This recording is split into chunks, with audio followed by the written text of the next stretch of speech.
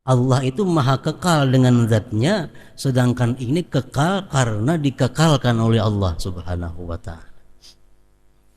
Yang 8 perkara itu menurut Imam As-Sayuti yang dikekalkan oleh Allah, pertama adalah al-arash. Salli wa sallim ya salam ala nabi khairil anam wal ali wa sahbihi. Bismillahirrahmanirrahim. Alhamdulillahil baqi al-mudabbiri khalqahul fani. Asyhadu an la ilaha illallah wahdahu la syarika lahul hadi. Wa asyhadu anna sayyidana Muhammadan abduhu wa rasuluhud da'i. Allahumma salli wa sallim wa barik ala nabiyyil ummi war rasulil mahdi sayyidina wa maulana Muhammadinil wafi wa ala alihi wa sahbihi wa man bihi yaqtadi, amma ba'd. Pertama-tama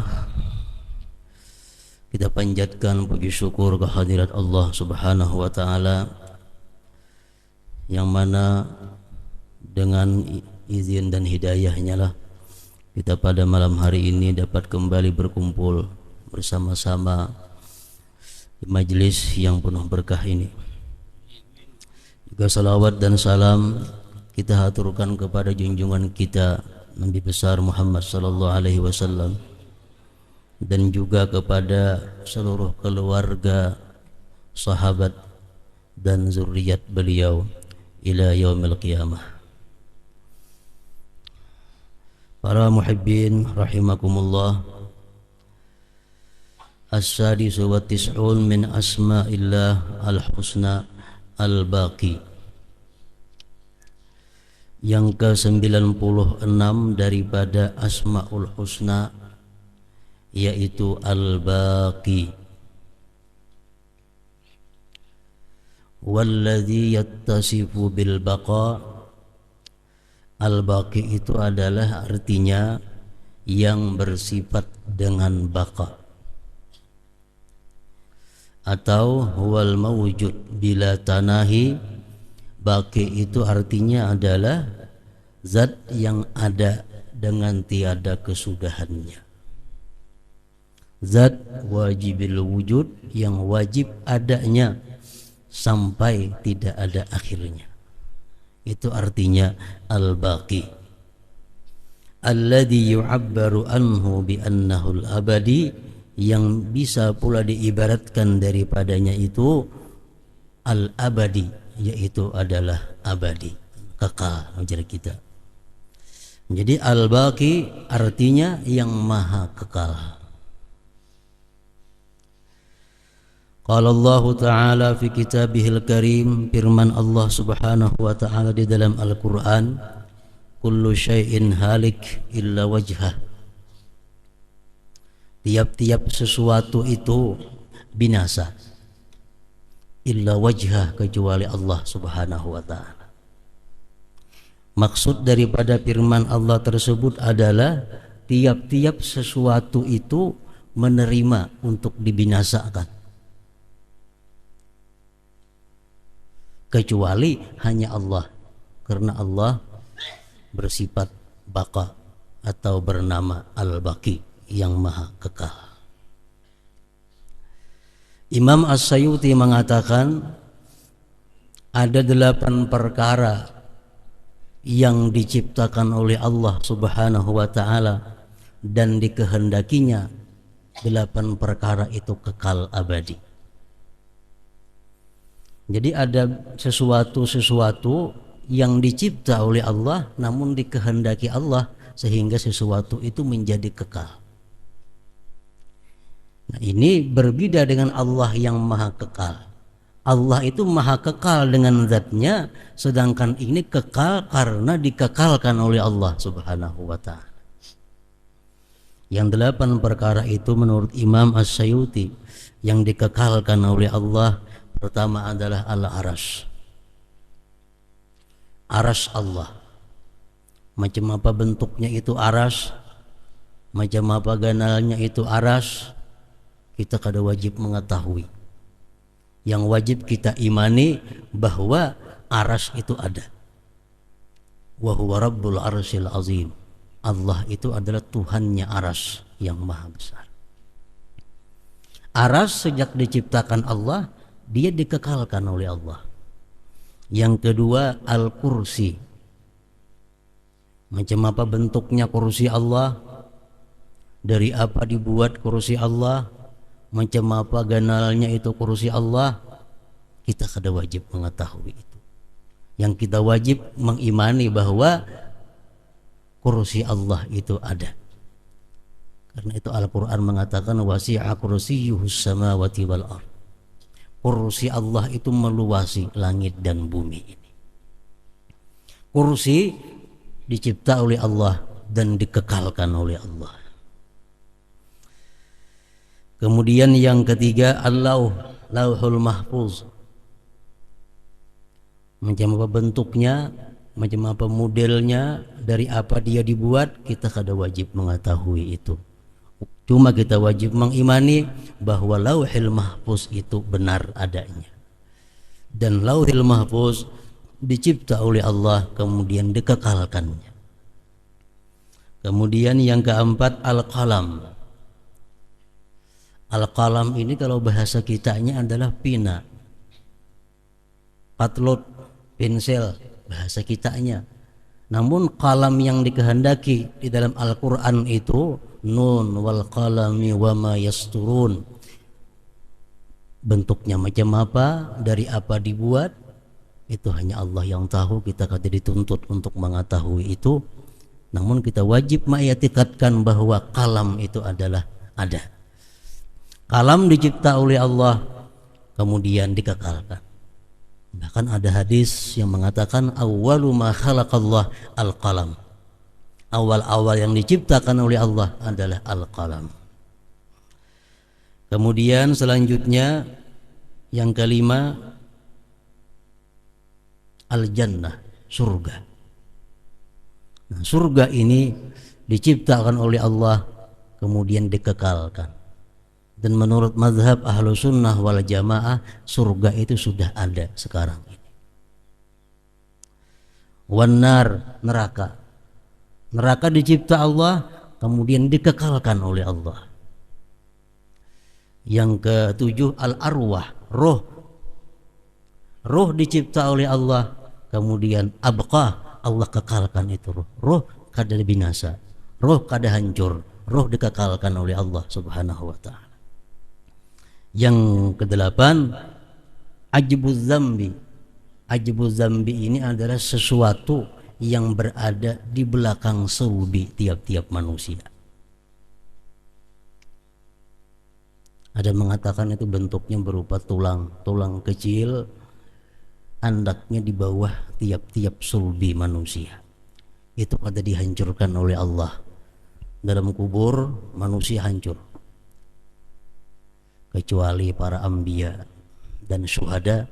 Selain pada itu adalah dihancurkan oleh Allah jasad-jasad manusia ini. Yang tertinggal cuma sampai hari kiamat kayaknya ajbuz zambi, tulang yang kecil yang letaknya di bawah sulbi manusia. Itu kada binasa. Nah, dari situlah kayaknya manusia akan terbit kembali seperti semula. Para muhibbin rahimakumullah, 8 perkara itu adalah makhluk Allah. Makhluk Allah yang diciptanya namun dikehendakinya kekal.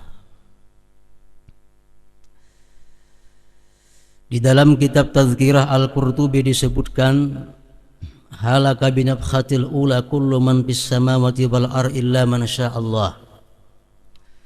Begitu Israfil ini meniup sanggakala yang pertama, seluruh makhluk hidup yang ada di bumi dan di langit semuaan halak binasa. Baik jin, baik malaikat, baik manusia, baik apapun yang hidup, begitu sanggakala pertama ditiup, halaka binasa semua. Matian semua. Illa man sya'allah, kecuali ada beberapa orang yang dikehendaki Allah yang luput daripada sanggakala itu. Disebutkan di dalam kitab tersebut yang tidak mati pada waktu sanggakala pertama ditiup itu pertama Jibril, yang kedua Mikail, yang ketiga malaikat hamalatul aras, malaikat pengawal aras Allah, kemudian Israfil yang tukang tiup, kemudian lagi Israel yang tukang cabut nyawa. Ada beberapa malaikat itu yang masih dikekalkan oleh Allah Subhanahu wa ta'ala. Sesudah Israfil meniup sanggakala pertama, Allah memanggil Israel. Allah bertanya kepada Israel, padahal Allah maha mengetahui. Ujar Israel, siapa lagi yang belum? Ujar Tuhan kepada Israel, wahai Israel, siapa lagi yang belum mati? Ujar Israel, pertama Jibril, kedua Mikail, ketiga pengawal aras, keempat Israfil, kelima ulun. Ujar Tuhan, wahai Israel, cabut Jibril. Israel pun mencabut nyawa Jibril. Jibril mati. Diperintahkan lagi Israel mencabut Mikail. Mikail pun mati. Diperintahkan Allah lagi Israel mencabut hamalatul aras, malaikat pengawal aras.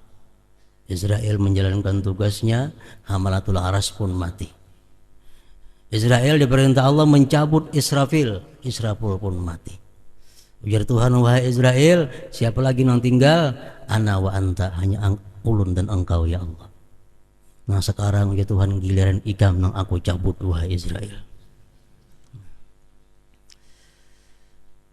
Israel pun dicabut oleh Allah Subhanahu wa ta'ala. Israel pun mati. Nah, sesudah semuaan itu halaka mati, Allah Subhanahu wa ta'ala berfirman, Anal Jabbar limanil mulkul yawma. Ujar Tuhan, akulah yang gagah perkasa. Siapa sekarang ini yang punya kerajaan? Limanil mulkul yauma, siapa sekarang ini yang punya kerajaan? Apa yang menjawabnya? Allah menjawab sendiri, lillahil wahidil qahar, bagi Allah al-wahid yang maha tunggal. Inilah Allah Subhanahu wa ta'ala al-baqi, artinya yang maha kekal. Para muhibbin rahimakumullah, termasuk yang wajib kita i'tikadkan, yang kita wajib meyakini bahwa Allah Subhanahu wa ta'ala itu yattasifu bil baqa, bersifat dengan baqa, yaitu maha abadi, maha kekal. Al-mu'min bismillahil baqi ay yu'siral akhirah 'ala dunya li'annaha khairu wa abqa. Kita sudah beriman kepada Allah bahwa Allah maha kekal. Lalu keimanan tersebut menimbulkan adalah orang yang beriman bahwa Allah itu kekal, dia mengutamakan akhirat daripada dunia, karena akhirat itu lebih baik dan lebih kekal daripada dunia. Itu kalau kita bujur-bujur benar-benar beriman kepada Allah Al-Baqi. Dalam kehidupan sehari-hari yang kita utamakan adalah sesuatu yang abadi, yaitu akhirat. Al-Quran mengatakan khairu wa abqa, akhirat itu lebih baik daripada dunia. Ahli tafsir mengatakan menurut sepengetahuan yang ada pada mereka, apa-apa kebaikan daripada akhirat itu terhadap dunia. Ujar mereka mengatakan akhirat itu lazzatuha ghairu mutanahiyah. Kelezatan akhirat itu tidak ada kesudahannya. Dan setiap kali kita menikmati satu kelezatan akhirat, semakin kita nikmati, semakin nikmat, semakin lezat. Kelezatannya kadada habis, kadada hilang. Lain dalam dunia. Dalam dunia kenikmatannya hilang. Bisa inya meninggalkan kita, bisa kita meninggalkan inya. Dan lagi kenikmatan dunia itu kalau hanya berupa makanan, paling-paling nyamannya ingat tenggorokan. Lewat tenggorokan semuaan sama rasanya. Nah, kalau nikmat akhirat itu kada habis sampai tenggorokan. Kita minum kopi nyaman. Berapa lawas nyamannya? Itu liur lagi. Nah, kalau akhirat kita minum kopi akhirat, kelezatan itu gairu mutanahiyah, tidak berkesudahan. Pertama itu kebaikan daripada akhirat terhadap dunia. Yang kedua, ghairu masyubah bi'illah, kelezatan di akhirat itu tidak ada bercampur dengan penyakit. Kenikmatan akhirat itu tidak ada efek samping yang negatif artinya. Ayo sekuat-kuatnya di akhirat makan gula kada akan kanap kancing manis.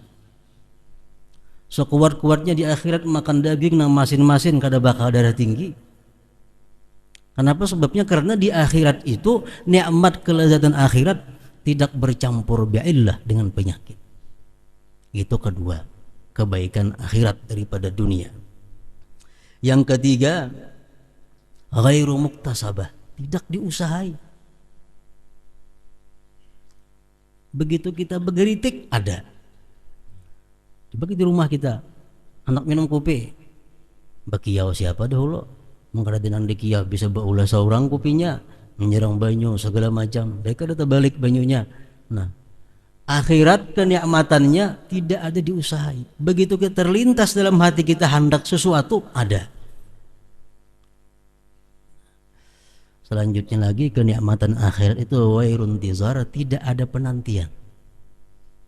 Menunggu sekian hari hanya dapat kadada. Begitu kita hendak langsung ada. Nah, itu adalah kebaikan akhirat. Allah mengatakan wal akhiratu khairu laka minal ula. Satu, firman Tuhan ada mengatakan lagi Allah dalam Quran wal akhirah khairu wa abqa. Akhirat lebih baik dan kekal. Nah, para muhibbin rahimakumullah, Rasulullah sallallahu alaihi wasallam bersabda, al-kayyisu man dana nafsahu wa amila lima ba'dal maut. Ujar Nabi kita, orang yang pintar, orang yang cerdik, itu orang yang selalu menghitung dirinya. Pertama, menghitung dirinya. Yang kedua, orang yang pintar itu ujar Nabi adalah orang yang beramal untuk sesudah mati. Artinya untuk akhirat, itu yang orang pintar. Namun kita misal ada perhitungan lawan orang lain. Kalau kita pintar, kita mesti menghitung dulu sebelum dihitung oleh orang lain. Nah, demikianlah dalam dunia, ujar Rasulullah, yang pintar itu orang yang menghitung dirinya. Sore hari dia hitung amal perbuatannya sejak pagi apa yang dilakukannya. Bila perbuatan itu baik, dia mengucap alhamdulillah. Bila perbuatan itu merupakan dosa, dia minta ampun, astagfirullah. Nah, itu orang pintar.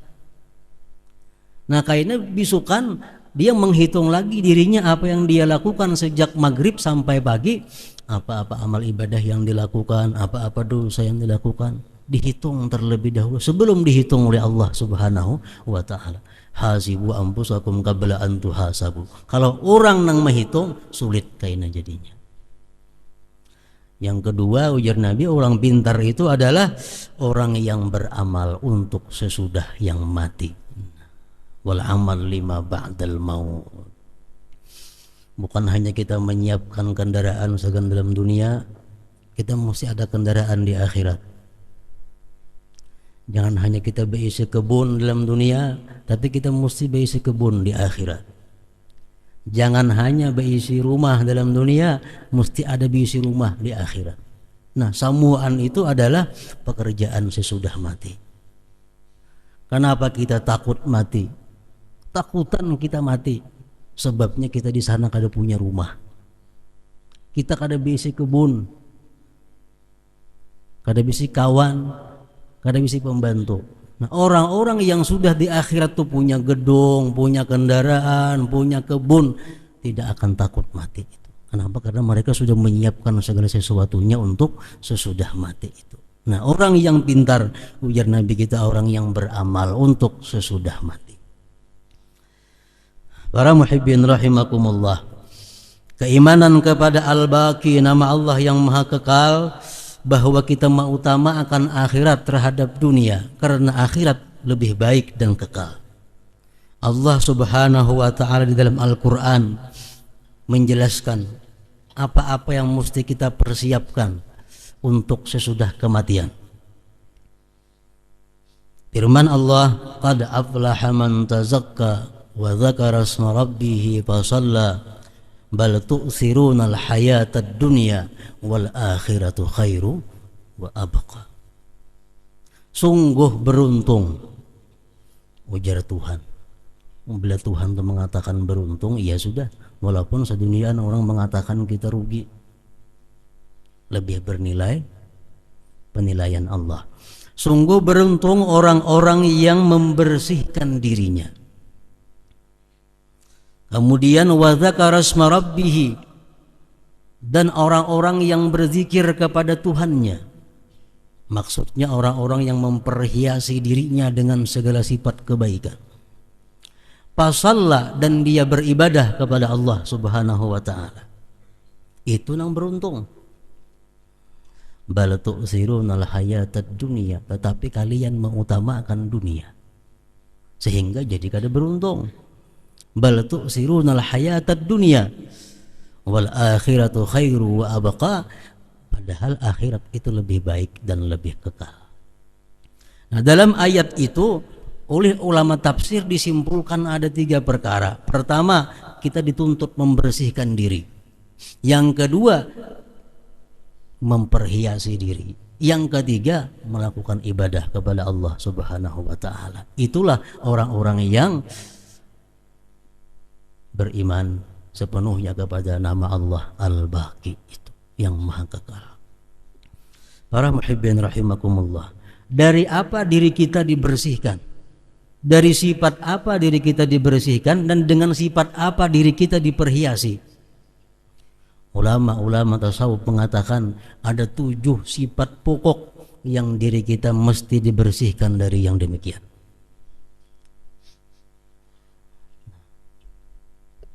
Supaya jadi aflah, supaya jadi beruntung.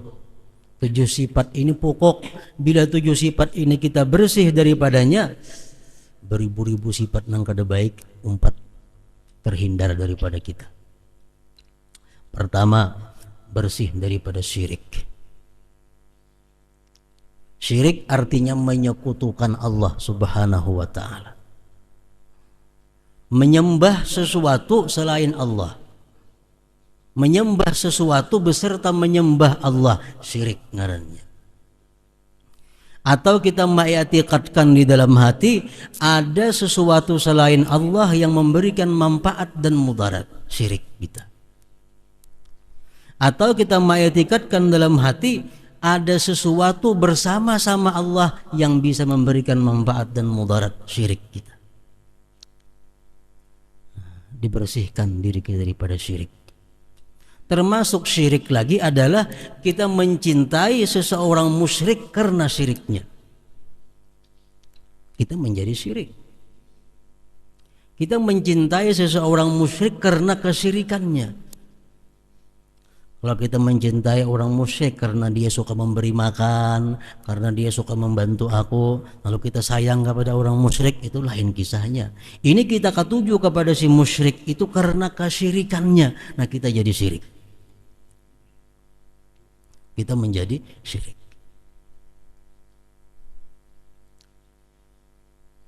Atau kita menyatakan orang muslim sebagai musyrik, kita menjadi syirik. Orangnya sembahyang, orangnya puasa, orangnya naik haji, ya i'tikadnya bagus, padahal kan musyrik, kita nang jadi musyrik.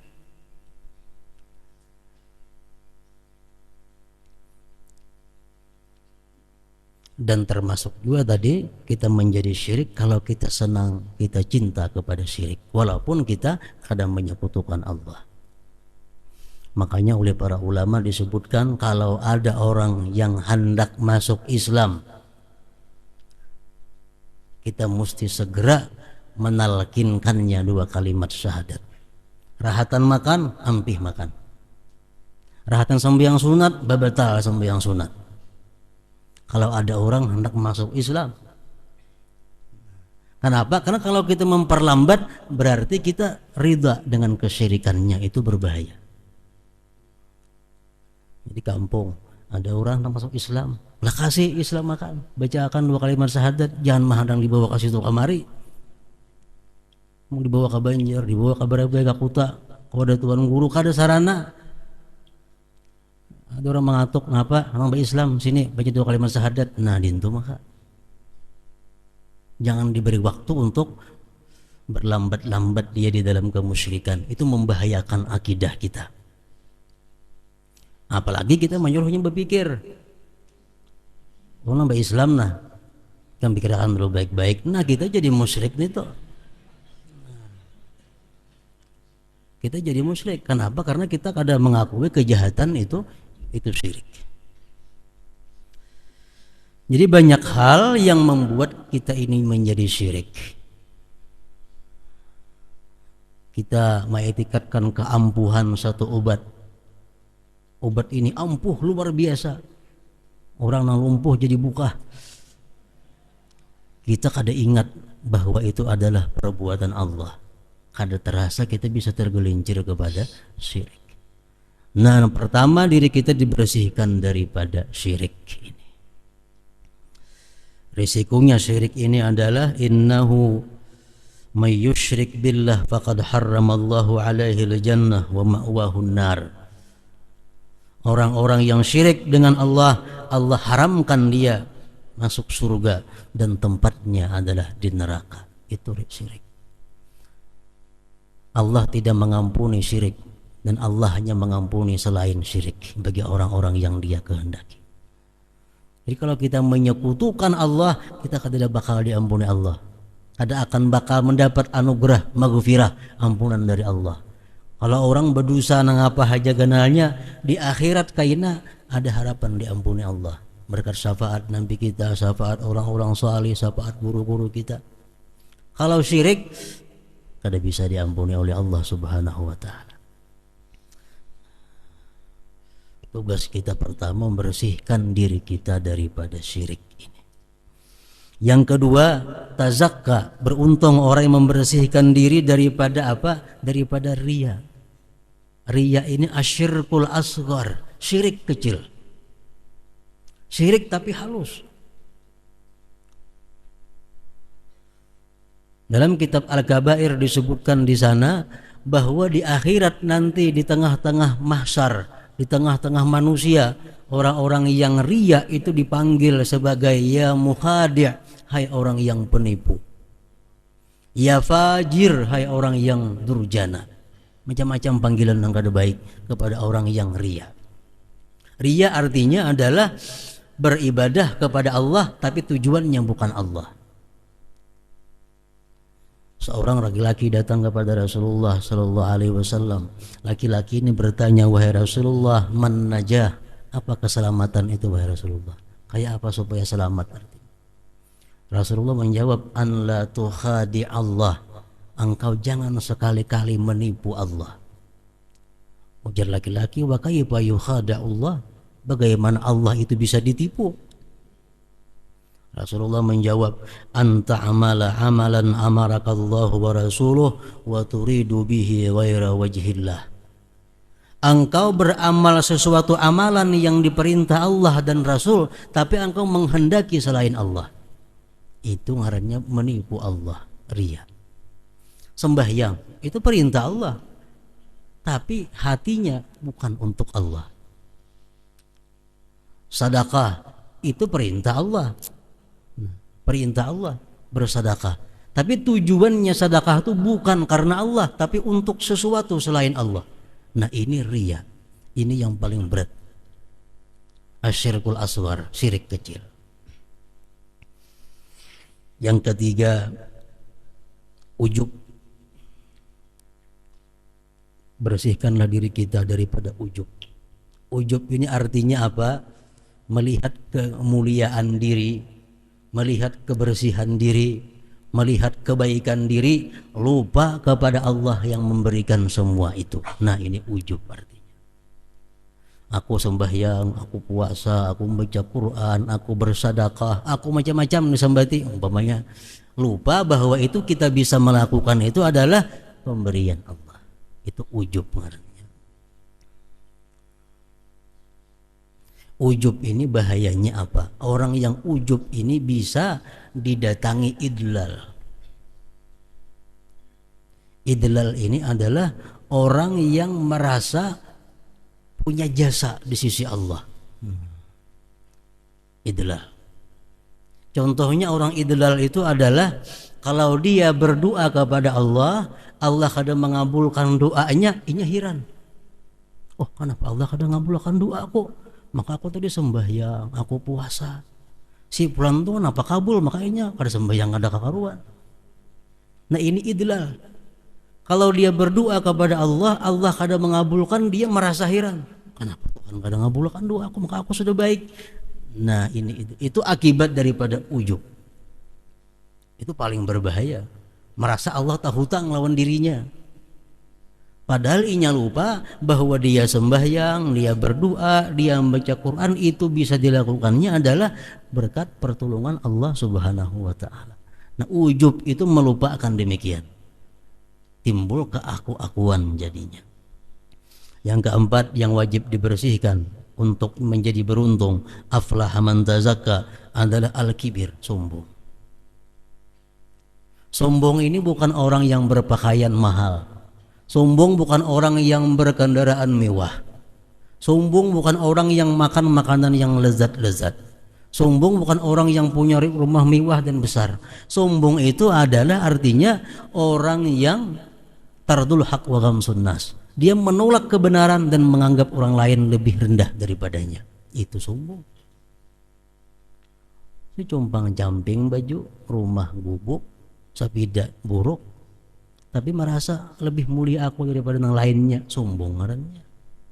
Sombong. Rumah buruk, sepeda rio-rio, tapi dalam hatinya aku lebih mulia daripada orang lain. Ini sombong ngarannya. Wajib kita hindarkan sifat sombong itu. Yang kelima adalah tamak.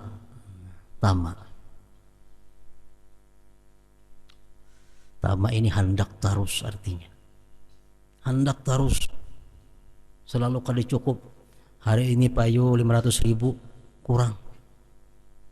Isuk payu 1 juta masih kurang. Kadada merasa Tuhan tuh memberi cukup, kadada.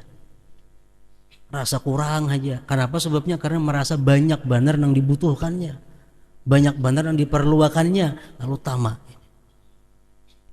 Rasulullah bersabda, "Law kana libni Adam wadiyan min zahab labtagha lahu ma thalitha wa la yamla'u yawfa ibni Adam illa turab aw yatubullah ala man taba." Jikalau ada manusia itu mempunyai 2 lembah daripada emas, niscaya hendak 3. Orang bisi toko sebuah pasti hendak 2. Nang bisi 2 hendak 3 buah toko. Nang 3 buah toko pasti hendak 4. Nah 4 buah sapasaran nang ditukarinya. Itu sifat manusia. Tamak nang ada pada diri manusia. Dan tidak bisa memenuhi akan manusia itu kecuali tanah. Bila sudah mati hanya nyampe. Dari tamak inilah timbulnya orang mencuri. Dari tamak timbulnya merampok. Dari tamak timbulnya menipu. Dari tamak timbul mengurangi takaran, ukuran. Dari tamak timbulnya orang-orang pejabat itu korupsi. Semua akibat daripada tamak, sifat yang kada baik. Yang keenam yang wajib dibersihkan adalah al-hasad. Ini maksiat-maksiat nang tuha-tuha. Takabur itu maksiatnya iblis. Tamak maksiatnya Nabi Adam dalam surga. Seluruh surga boleh dinikmati kecuali sebuting aja nang kada boleh. Ya Tuhan hendak merasain nang sebuting nang kada boleh itu. Itu ngarannya adalah tamak. Nang ketiga hasad. Ini maksiat paling tuha. Dengki. Dengkinya Qabil kepada Habil. Al-hasad ya'kulul hasanat kama ta'kulun narul hatab. Kedengkian yang ada pada diri kita itu memakan kebajikan yang ada pada kita, seperti memakannya api terhadap kayu yang kering. Kenapa? Sebabnya dengki ini begitu besar dalam pandangan Allah. Orang dengki itu satu, tidak ridha dengan pembagian Allah. Ini beratnya. Kalau kita ada dengki, apa arti dengki? Kita keberatan orang lain dapat nikmat. Mudahan hilang nikmat daripada inya. Nah, itu sudah termasuk dengki. Satu, kadar ridha pembagian Allah. Yang kedua, orang yang dengki ini pasti menyambati orang yang didengkinya, mau kada mau. Yang ketiga, orang yang dengki pasti mencari kesalahan-kesalahan orang yang didengkinya. Yang keempat, orang yang dengki pasti mengumumkan kejelekan-kejelekan orang yang didengkinya. Yang kelima, orang yang dengki itu selalu gembira bila orang yang didengkinya dapat bala atau musibah. Nah, semua itu sifat yang kada baik. Makanya satu kedengkian memakan amal kebajikan kita, karena yang ditimbulkannya berbagai macam dampak yang kada baik. Yang terakhir, yang ketujuh, al-amnu min makrillah. Kita merasa aman daripada perdayanya Allah Subhanahu wa taala. Al-Qur'an mengatakan, afa aminu makrallah fala ya'manu makrallah illal qaumul khasirun. Apakah mereka itu merasa aman terhadap perdaya Allah? Tidak merasa aman terhadap perdaya Allah kecuali orang-orang yang rugi. Kita merasa bahwa kita ini disayang Allah, hati-hati. Kita merasa bahwa kita ini dapat nikmat daripada Allah karena disayanginya, jangan sampai terperdaya dengan demikian. Nikmat yang Allah berikan kepada kita itu, bila kita anggap ini adalah berkat sesuatu amal kita, bila ini sesuatu daripada doa kita, membahayakan kita. Setiap nikmat yang datang kepada kita itu mesti diwaspadai, jangan sampai tergelincir dengan nikmat ini. Itu merasa aman, merasa mati sudah husnul khatimah, merasa sudah bisa menjawab munkar nakir, merasa lulus kena dihisab, sudah merasa kita bisa melewati siratal mustaqim, merasa masuk surga bersama Nabi kita. Nah, perasaan-perasaan seperti itu adalah aman, merasa aman. Ini sangat dilarang. Nang disuruh sebaliknya, takut terhadap perdaya Allah. Aku ini hari ini beramal, baca Quran, berusaha ini esok aku kada kayak apa. Hari ini aku berzikir, berusia kena hendak mati aku lupa dengan zikir macam apa. Nah, perasaan macam itu mestinya jangan merasa aman daripada perdaya Allah Subhanahu wa taala. Afa aminu makrallah fala ya'manu makrallah illal qaumul khasirun. Nah, 7 sifat ini yang wajib kita buang apabila kita hendak termasuk dalam firman Tuhan, qad aflaha man tazakka wa dzakara isma rabbih fa shalla. Para muhibbin rahimakumullah, merasa aman terhadap perdaya Allah menyebabkan kulir beribadah. Akibatnya menunda-nunda tobat, menunda-nunda sembahyang malam.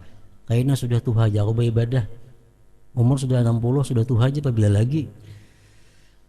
Itu akibat apa? Merasa aman daripada perdaya Allah.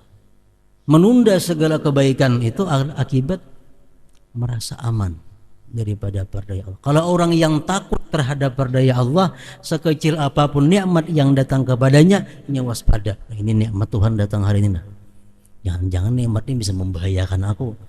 Nah, itu disuruh kita macam itu. Jangan merasa aman daripada perdaya Allah Subhanahu wa taala. Para muhibbin rahimakumullah. Nah, sesudah kita selesai daripada 6-7 macam sifat yang dibuangi tadi, hanya kita pakaiani dengan yang baik-baik, hanya beribadah kepada Allah Subhanahu wa taala.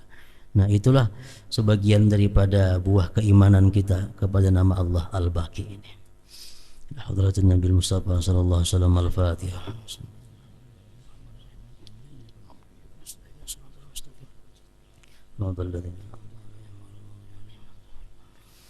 أشهد أن لا إله إلا الله وحده لا شريك له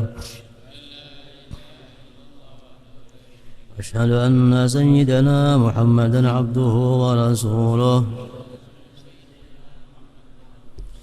لا إله إلا الله أفني بها عمري لا إله إلا الله أدخل بها قبري لا إله إلا الله أخلو بها وحدي لا إله إلا الله ألقى بها ربي لا إله إلا الله قبل كل شيء لا إله إلا الله بعد كل شيء لا إله إلا الله يبقى ربنا ويفنى كل شيء